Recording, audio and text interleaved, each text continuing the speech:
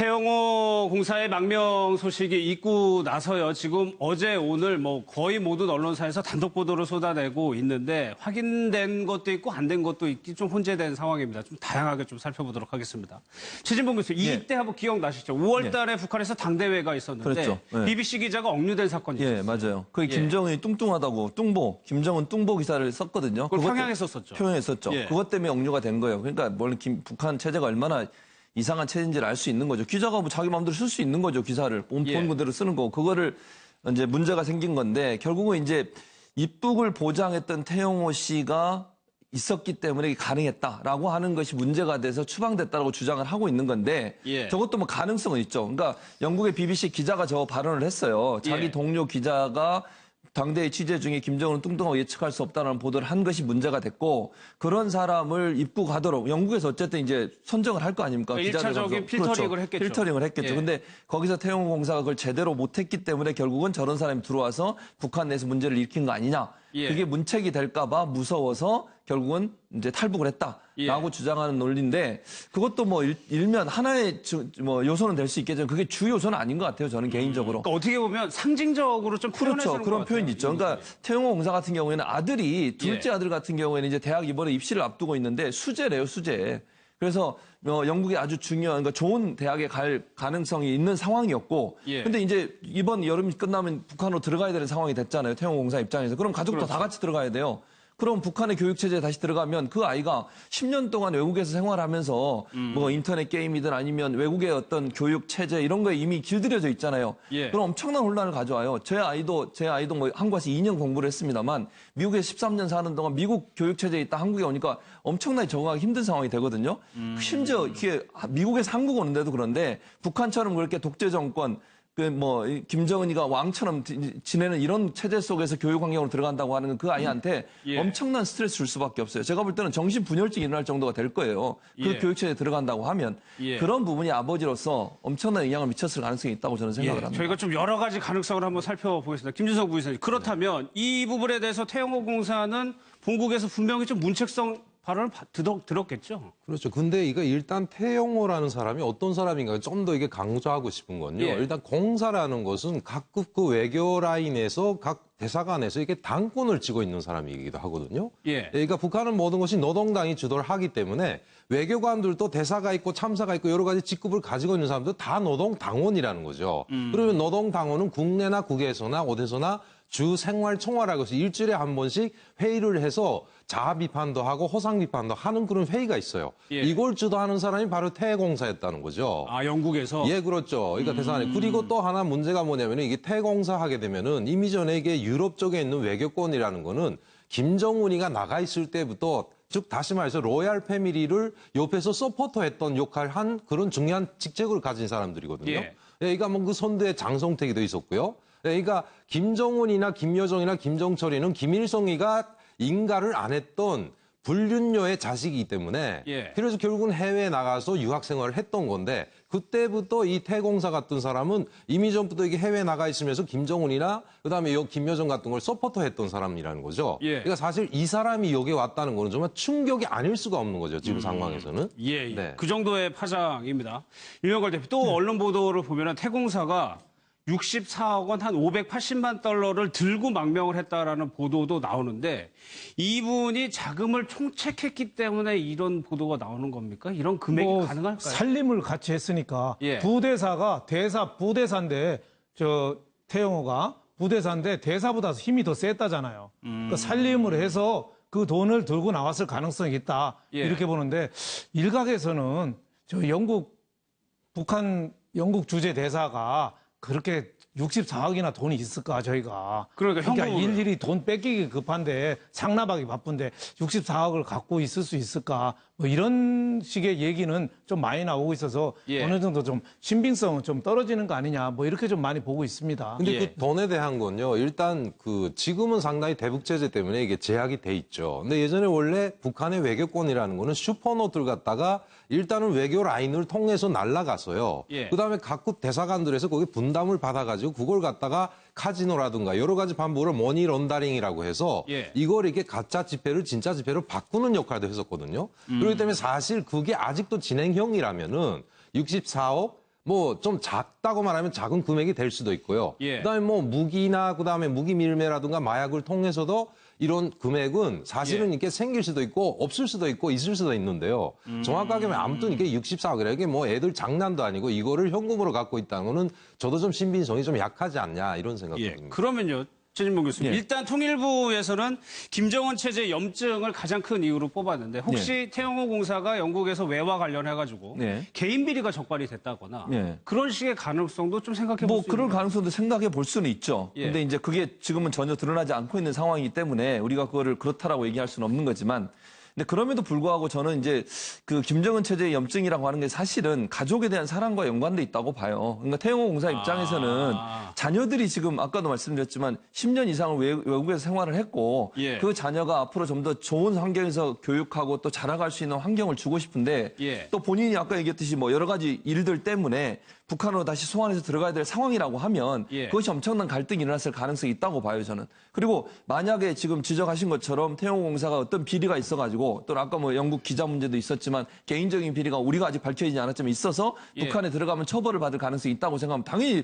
떠나고 싶은 생각이 들 수밖에 없죠. 그리고 가족 문제로 한번 보면은 전 북한 주재 영국 대리 대사는 가족 문제가 영향을 미쳤을 것이다라고 얘기를 했죠. 추측을 하고 있습니다. 그러니까 영국 대사 북한에 그 주재했던 영국 대사가 한 말인데 그만큼 이제 사람이 마찬가지 아버지 입장에서는 자녀가 정말 좋은 환경에서 계속 발전적인 생활을 하도록 또는 편안한 생활을 하도록 하는 것이 목적이잖아요. 또 그 예. 아이가 재능이 있어서 더 많이 발전할 수 있는 가능성이 있는데 그게 북한 체제에 들어가면 그게 불가능하다고 생각하면 아버지로서 어떤 선택을 하겠습니까? 그럴 수 본인은 늘 자기가 쓴 일기 형식으로 쓴 글에도 보면요. 자녀에 대한 사랑 또 뭐 부모님에 대한 사랑 이런 부분들이 많이 표현돼 있어요. 그런 부분들이 결국은 예. 이번 그 가장 결정적으로 이번 탈북을 결심한 요인이 되지 않았을까. 물론 다른 요인들도 우리가 함께 찾아봐야 되겠지만 예. 그것보다 가장 저는 개인적으로 그렇게 생각해요. 저분이 갖고 있는 어떤 자녀에 대한 사랑이 직접적인 영향을 줬을 거다. 생명을 걸면서까지 탈북을 하게 되는 어떤 요인이 그러니까 있다고 저 보는 거죠. 둘째 아들 이름이 뭐 금혁이라고 알려져 있는데 예. 저 아들만 보면은 저 아들이 태어난 게 덴마크에서 태어났습니다. 예. 자라난 거는 또 저 스웨덴하고 영국에서 또 자라났어요. 예. 그러니까 북한 출생이 아니에요. 메이드 인 덴마크예요. 그러니까 유럽인이라고 봐야 그렇죠. 되는 유럽 거예요? 사고 방식이 생긴 것만 한국이지 완전히 유럽 사람이에요. 그러니까 제가 게임도 좋아하고 뭐 수학, 뭐 락밴드 컴퓨터 좋아하고 거기 아이디를 뭐 노스 코리아 이스 베스트 코리아 뭐 이걸 썼다잖아요. 예. 그게 다 북한을 놀리는 거 아닙니까? 예. 예, 저희는 어제까지만 해도라도 이게 어떻게 저기 충성적인 북한이 표현인 줄 최고의 알았어요. 코리아가 저게 북한을 조롱하는 표현이라잖아요. 예. 그걸 아이디로 쓸 정도니까 더구나 또 대학에 입학했는데 그것도 임페리얼 칼리지 런던이라고 굉장히 유명한 캠브리지나 옥스퍼드에 버금가는 그런 대학이고 거기서 노벨상 수상자만 14명이 나올 정도로 명문 대학인데 그 입학을 앞두고 돌아간다? 아마 그 아버지로서는 고민을 많이 하지 않겠어요? 예, 그러니까 옛날에 북한이 지금 혁명 4세대까지 있대요. 1세대는 일제시대 때 태어난 거고 2세대는 6.25 때 태어난 거고 이 태영호는 3세대랍니다. 예. 1950년대 중반부터 70년대까지 가장 행복한 세대예요. 그 4세대는 고난의 행군 때 태어난. 그러니까 아버지도 비교적 해피하게 중국에 유학 갔다 오고 해피하고 아들도 그런데 북한 들어가기가 쉽지 않았을 거다. 그래서 일부에서는 교육을 위한 이민형 탈북이라고 이렇게도 얘기하지 않습니까? 예, 예. 이민형 탈북이다. 우리가 왜 북한에 아니 미국에 갈 때 왜 그 기러기 아빠 뭐 이런 것처럼 교육에 예. 대해서 열의가 크잖아요. 그러니까 여기도 그런 교육에 대한 그것도 상당한 요인이 차지 않겠느냐. 그럴 이렇게 가능성이 많이 봅니다. 충분해 보여요. 네, 제가 볼 때는 일단 교육도 강조하죠. 근데 이게 좀 그걸 좀 뒤집을 수 있는 반론은 아닌데요. 왜 그러냐면 이 사람들이 교육 때문에 결정적인 아빠의 고민이라는 거는 그건 전 아니라고 보거든요. 예. 왜 그러냐면은 태영호의 와이프가 어혜선이라는 사람이요. 이게 김일성하고 예전에 같이 항일을 했다고 하는 북한에선 최고 레벨의 500명이라는 항일 빨치산 투사입니다. 예. 예. 이게 최룡이하고 똑같은 지위를 갖고 있는 것이 어혜선이거든요. 예. 이런 급이라면은 설사 태영호가 이번에 본국에 들어갔다고 해도 얼마든지 자식들을 유학을 보낼 수도 있습니다. 다시 애들을 그렇죠, 내보낼 그렇죠. 수가 있다. 예, 애들만 다시 보낼 수 있는 거죠. 근데 제가 볼 때는 지금 잇따라서 일어나고 있는, 연쇄적으로 일어나고 있는 게 러시. 예. 네. 외교관들이 외교권에 있던 사람들이 다 도망치고 있어요. 예. 그리고 그 사람들이 연관된 것이 모든 사람이 비자금을 갖고 도망쳤다 이렇게 돼 있거든요. 그러니까 이게 다 연관적으로 볼 때 모든 책임이 만약에 태영호 쪽으로 증가가 돼가지고 이번에 본국 소환이 떨어졌는데 내가 만약 들어갔어도 김정은의 하는 짓거리를 보면은 나도 죽을 수 있겠다. 이런 위기감을 가진 것이 결정적인. 예. 왜 그러냐면은 태공사 같은 경우는 영국에 나가 있는 탈북자들의 그 활동까지도 일일이 따라가면서 경찰서에 신고하고 막았던 사람이고 예. 정말 이게 그 북한을 대변하는 그런 일선에 섰던 그런 전사 같은 사람이었거든요. 그 예. 사람이 한국에 왔다는 것 자체는 여러 가지 그런 원인도 있겠지만 그런 것들도 결정적인 그런 요인이 되지 않았겠냐 이런 예. 생각입니다. 실질적으로 말씀하신 대로 태영호 공사가 영국 현지에서 활동했던 그 영상 좀 한번 좀 보고 오겠습니다.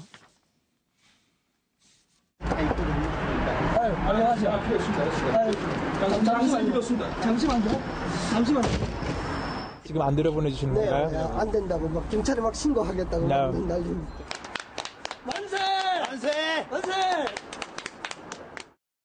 태영호 사석대사가 감정을 했기 때문에 저희가 밖에 나오면서 저희들 행사가 잘못됐다고 경찰에 막 항의하고 그랬던 탈북민 단체 활동을 방해하기 위해서 공작을 펼치고 이런 업무들을 총괄했던 것이 바로 태영호 공사 질문하면 우리는 이야기하지 않습니다. 이러면서 막 피하고.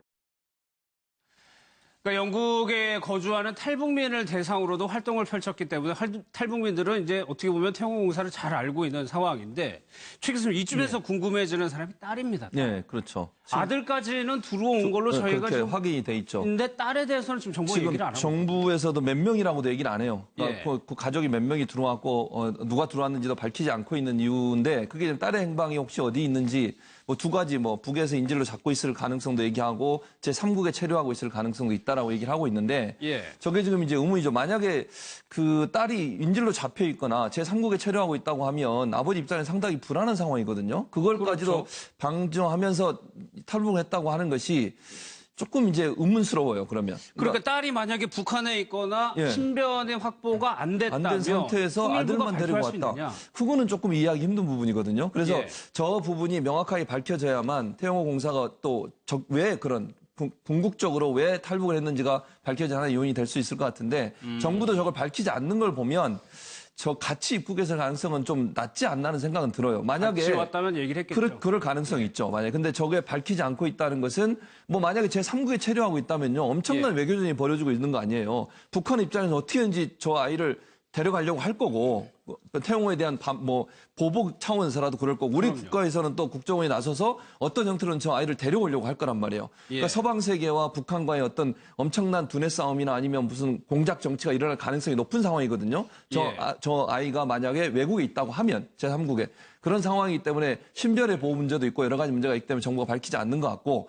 그런 추측을 해본다고 하면 저 딸은 현재 한국에 들어온 건 아닌 것 같다는 생각이 강하고요. 예. 제3국에 있다고 하면 지금 현재 뭐 우리 정부나 아니면 서방 세계에서는 저 딸아이 안전 보장과 한국에 데려오기 위한 많은 그런 활동들을 하고 있을 가능성이 높다고 볼 수 있죠. 그렇죠. 이미 7월 중순에 잠적을 했기 때문에 그때부터 시작해가지고 한 달 넘게 그랬을 것 같은데. 네, 근데 김지성 부사관은 예, 어떻게? 그 뭐냐면 원래 북한에서 이게 외교권이라든가 하기도 여러 가지 뭐 해외에 나가는 경우요. 예. 이게 지켜야 할 룰이 있는데 대체 외교관으로 나간 사람들은 자식 중에 하나는 무조건 떨궈 놓습니다. 그렇게 알고 있었죠. 예. 그렇게 됐기 때문에 제가 생각할 때는 원래 이 태영호나 이 태공사인 경우는 좀 약간 그 레벨도 좀 높은 레벨이라 예. 아마도 원래 제대로 되면은 차남 아니면 장남을 떨궈 놓고 딸을 데리고 나가는 것이 통상 원칙이거든요. 근데 지금 보면은 딸이 없고 아들들은 나와 있는 거 보니까 그거는 뭐 와이프의 힘과 권력도 있겠고 태영호의 그런 여러 가지 그런 파워 때문에 했을 것 같은데 제 생각에는 딸은 아직 본국에 있지 않을까 하는 생각이고요. 북한에요? 예, 이미 전에 나가셨던 그 외교관 출신 탈북자들 또 보면은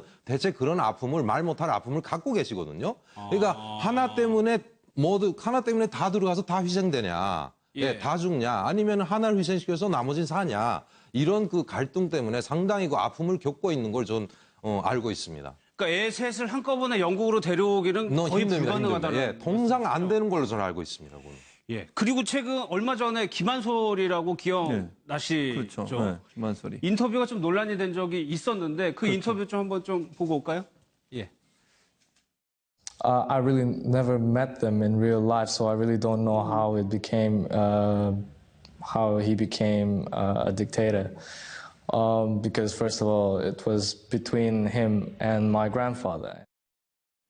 김정남의 장남입니다. 2012년 인터뷰인데 저기서 독재자라고 김정은을 표현해서 논란이 굉장히 맞아요. 있었단 말이에요. 그 영어 그 표현 그대로 딕테이터란 말은 독재자는 얘기예요. 예. 그러니까 정아이가 이제 외국에서 계속 자랐잖아요. 김정남도 물론 이제 계속 밖으로 돌아다녔습니다만 그러다 보니까 아마 그런 사고방식이 많은 것 같아요. 그러니까 본인 입장에서는 또 자기 아버지가 어쨌든 그 뭐 권력에서 떨어져 나왔잖아요. 지금 예. 그 방랑하고 있는 상황이고 이런 상황에서는 좋게 표현하기가 좀 어려울 것 같고 물론 이제 그런 면도 있어요. 우리가 생각할 때는 저렇게 발언했을 때 자기한테 올 수 있는 어떤 뭐 부정적인 어떤 결과, 뭐 어떤 뭐 이런 것도 있을 수 있다고 생각을 하지만 그럼에도 불구하고 김정은이가 그러면 김정남의 차남인 김한솔이를 그럼 처형을 하거나 아니면 무슨 뭐 위해를 가할 가능성은 사실 낮다고 봐요. 물론 유복형이긴 하지만 그럼에도 불구하고 이제 혈육이라고 하는 것들도 있고 북한 내에서도 만약에 김정남에 대해서 김정은이가 수청을 했을 때 물론 뭐 겉으로 드러나질 않겠지만 그 내부에서도 반발이 심할 가능성은 충분히 있거든요. 예. 그래서 아마 김한솔 군이 당시에 이제 본인의 생각을 가감 없이 예. 어떤 통제도 받지 않은 상태에서 개인적으로 밝힌 것이 아닌가 하는 생각이 들어요. 그러니까 이 이후로 어떻게 보면 외국에 나가 있는 북한 주민들에 대한 통제라든가 감시는 더 높아질 수 있는 상황이고요. 그렇죠. 항시 보면 북한은 밖에서 얻어맞으면 안을 또 조이는 것이 특징이거든요. 그러니까 계속 애매한 그 주민들만 통제를 시켜서 그러니까 이렇게 결국 이렇게 고위층들의 탈북에 관한 것도 결국은 주민들한테 안 알립니다. 일정한 시기에 안 알리고 있다가 거기 대표적인 사례가 황장엽 선생님이죠. 여기 왔을 때 처음엔 그걸 국비밀리에 비치다가 결국 이게 소문이 퍼지니까 그다음에 뭐 김정일이가 뭐 갈 사람은 가라는 등 뭐 여러 가지 그걸 또 선전수단으로 또 악용을 했던 이런 사례들이 있는 거죠. 예. 그런데 또 다른 오늘 언론사의 보도에는 태영호 공사보다 한 단계 위의 외교관이 이미 지금 탈북해 있다는 보도도 나왔었는데 유영걸 대표께서는 그 가능성도 충분히 있다고 보십니까? 그렇죠. 뭐 그 가능성도 상당히 있고 지금 예. 뭐 나온 게 요거 그 노동당 그 39호실 대성 지도국에 예. 한 사람은 4천억을 들고 지금 도망갔다. 4천억. 뭐 이 얘기까지 지금 나오고 있잖아요. 예. 그 4천억이라는 게 개성공단에서 우리가 한 해에 들어온 게 1,062억이거든요. 예, 그러니까 4배 되는 거죠. 한 4년치를 갖고 들어오는 건데 그게 뭐 얼만큼 신빙성이 있는지는 모르지만 하여튼 북한 외교관 이쪽이 하여튼 총체적인 그 분란이고 뭐 예. 도망하는 분위기고 하여튼 무너지는 분위기 아니냐 뭐 이런 생각이 듭니다. 김주성 부시장님은 어때요? 4천억이라는 현금을 한 사람이 가질 수 있습니까? 와, 그렇게 뭐 돈이 많으면요, 북한이 망한 지가 옛날이겠다 생각도 들고요. 그리고 예. 4천억이라는 게 진짜 뭐 4천억짜리 수표를 갖고 다니는 것도 아니고, 예. 점점 저는 X가 뿔고져 나가지 않나는 생각도 들거든요. 예. 근데 아무튼 그 정상적으로 볼 때는 대북 제재 때문에 지금 일체 북한의 외교권들이 활동을 못 하고 있는 건 사실입니다. 예. 그렇기 때문에 자꾸 걷어들이려고 하는데 예전 같으면은 그 외교권을 가지고 있던 사람들은 그 돈을 굴려가지고 어느 정도 자기도 착복이 가능했지만 그게 불가능해졌잖아요. 그러니까 이런 불감증 때문에 결국은 뭐냐면은 예전에 김정일 시기에 구축된 이게 파워 엘리트들, 그러니까 외교권에 나가서 있던 사람들이 비리가 상당히 큰 걸로 알고 있거든요. 예. 그러니까 김정일 정권 때 나간 사람들이 거기서 그 사이 돈을 많이 벌어놨는데 김정은이가 지금 니네가 번 것까지 다 내놔라 이제는. 그러면 한쪽에서 계속 또 치기 시작하다 보면은 예. 당연히 돈을 가지고 도망쳤을 거는 분명하지만 이 예. X가 그 정도 크다면은 그게 무슨 슈퍼맨도 아니고 4천억으로 어디다 감춰갖고 날아가는 것도 아니지 않습니까? 예, 이 돈이 워낙 액수가 커가지고 어제 저희가 인터뷰를 보내드렸죠. 이 통행세, 주차료까지도 걱정을 한다라는 태공사의 발언이 있었는데 그 내용 좀 한번 좀 들어보겠습니다. For instance, when I drive out from my embassy in central of London here, I have to always think, what about concession charges? What about the parking? So every moment I have always calculate my brain never stops. It always calculates the mind. Yes. 예, 도 문제는 잘 모르겠지만 외교관들이 잇따라 탈북을 하고 있다라는 거는 여러 군데서 좀 정황들이 나오고 있죠, 지금. 뭐 아시는 것처럼 지난 7월에 러시아 공항에 실종된 걸로 나왔던 김칠성 3등 서기관이 김철성. 한국에 들어온 것으로 지금 확인이 되고 있거든요. 그래서 이분도 들어왔고 참사관 이상의 북외교관이 매달 한두 명꼴로 탈북을 하는 상황인데 이거는 도미노잖아요, 결국은. 예. 그래서 가장 이제 태영호 공사까지 탈북을 하게 된 상황이니까 경우는 이게 멈추지 않을 것 같아요. 제가 볼 때는. 한 번 터진 뚝이잖아요. 물을 막고 있던 뚝이 터진 건데 그 터진 뚝이 계속 지속적으로 영향을 미쳐서 뚝이 점점점 무너지는 거죠. 그게 결국 이제 북한 정권이 무너지는 거라고 저는 보는데 물론 북한 정권이 단시간에 무너질 거라고 보진 않지만 그럼에도 불구하고 저렇게 지금 지속적으로 외교관뿐만 아니라 종업원들도 그렇고 18세 영재도 또 탈북을 했잖아요. 홍콩에서 그랬죠. 네, 홍콩에서 그랬죠. 예. 그런 여러 가지 탈북의 요소들이 계속 반복된다고 하는 것은 북한 정권에 대해서 불만이 많고 또 미래가 없는 정권이고 김정은의 포갑 정치에 대해서 그 주민들이 얼마나 불안해하고 있냐. 또 자기들의 미래가 절대 북한 정권의 꿈을 이루거나 희망을 피울 수 없는 상황이라는 걸 명확하게 알고 있기 때문에 뭐 상황만 되면 어떤 형태로든 탈북을 하려고 하는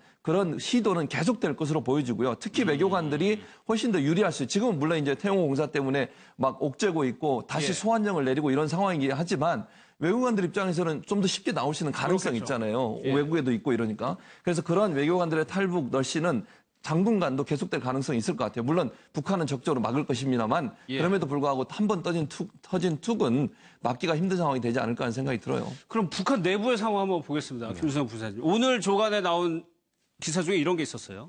윗동네 분들이 테임스 강변에서 아이 하나를 잃어버려서 난리가 아닙니다. 그러니까 이게 태영공사를 얘기하는 건데 이미 이번 달 초부터 북한에선 비상이 걸렸다는 얘기거든요. 그렇죠. 그러니까 이게 북한은 의외로 이게 소식통은 빠릅니다. 예, 바로 알 수 있죠. 이런 사건 같은 거는. 그러니까 이 바로 알게 되는데 이 사건을 어떤 식으로 이게 이 진행이 어떤 식으로 되고 이걸 우리가 북한이 만약에 막을 수 있냐. 만약에 이게 정말 못 막겠다. 이게 터지겠다. 이렇게 되면 거기 적절하게 대응을 하는데 지금 침묵을 지키고 있지 않습니까? 어떻게 보면 태공사에 대한 건 직접적인 뭐 예전에 우리 13명 그 탈북 종업원들에 대한 거는 바로바로 그냥 즉시 반응을 했는데 지금은 아니지 않습니까? 상당히 예민한 부분이라 이걸 아직 북한도 지금 관망을 하고 있는 것 같은데요. 그러니까 북한도 지금 당혹스럽다. 아, 당혹스럽죠. 근데 참 문제가 뭐냐면은 좀 전에 말씀하셨지만은 이런 사람들 때문에 북한 체제가 쉽게 망하냐 망하지 않냐는 문제인데요.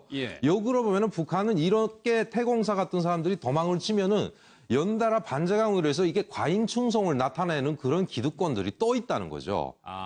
그렇기 때문에 북한 정권 내부에서 이거 혼란은 쉽게 이렇게 외교권에서 도망쳤다고 해서 거기 국내까지 파급이 되기는 좀 쉽지는 않죠. 어느 정도 영향은 있겠지만. 일단 국내에서는 이 소식을 철저하게 차단을 하고 해외 공간에 대해서는 감시를 강화하면서 그걸 유지해 가기 때문에 입장 발표를 안 할 수도 있겠네요. 어느 정도 내부에서 관련된 사람 숙청을 하거나 그 작업이 조치 사항이 끝난 다음에 그다음에 뭐 돈을 들고 튀었다는 등 뭐 여러 가지 좀 그 나쁜 점을 부각시키면서 선언을 한다든지 뭐 발표를 한다든지 하겠죠. 우선은 처리가 더 급하지 않겠습니까? 금방 말씀하신 대로 저는 이 태영호에 대해서 물론 굉장히 충격이 크죠. 아니 안에 살림하던 사람이고 또 대외 창구 홍보하던 사람이고 또 세포 비서잖아요. 영국에 주재하는 북한인들을 감시하는 역할을 하는 사람인데 그 사람이 졌으니까 얼마나 충격이 크겠어요. 하지만은 옛날 19년 전에 황장엽 씨 탈북할 때도 북한 곧 무너진다고 그랬거든요. 그다음에 이한영 들어와서 피살당했지만 이분 올 때도 로얄 패밀리가 나와서 금방 무너진다고 해서 안 무너졌어요. 저는 이것도 북한에 큰 타격은 주지만 이것 때문에 바로 무너진다 이렇게 보기는 약간 섣부른 점이 있어서 안에서 오히려 더 결속을 강화하고 더 막 무자비하게 하면 오히려 더 강화될 수도 있고 언제 무너지는 거는 사실은 하늘에서만 알지 우리가 그 시기는 예측할 수가 없다 이렇게 생각이 됩니다. 그렇죠. 내부 정치적으로는 더 뭐라 그럴까요? 옥죄다고 그럴까요? 그럴 수 있는 계기가 될 수 있는 그렇지만 또 한 가지 우리가 봐야 될 건 뭐냐면 옥죄면 옥죄일수록 튀어나오려고 하는 관성은 커져요. 그러니까 어떤 형태로든 이게 반복된다고 저는 봐요. 그러니까 물론 북한이 시도를 하겠죠. 김정은이가 시도를 하지만 그럼에도 불구하고 북한 내부든 외부에 어떤 형태로 나와 있는 사람들은 탈북은 막을 수 없다고 봐요. 계속 지속될 걸로 보고 그것이 아주 조금이라도 조금씩 북한 체제를 붕괴시키는 요소가 될 가능성이 높다고 보고 김정은이보다 제가 볼 땐 김정은이에 대한 불만이 더 많다고 저는 생각해요. 나이도 어린 친구를 뭐 수령으로 모시고 그게 물론 충성을 해서 자기가 얻는 게 있으니까 그런 짓을 하겠지만 그러면서 그게 속이 편하겠어요? 저는 개인적으로 거기서 얻어먹는 게 있으니까 그렇게 하겠지만 그럼에도 불만 많을 거예요. 그 젊은 놈이 앉아가지고 그 나이 든 사람한테 함부로 하고 막 이렇게 하잖아요. 그게 기회만 있으면 저는 자기들이 어떤 형태로든 뭐 만약에 이길 수 있다는 것만 있다면 충분히 뭔가 뭐 도모를 할 수 있는 그런 기회는 있다고 봅니다. 알겠습니다. 여기서 정리를 하도록 하겠습니다. 1분 뒤에 돌아오겠습니다.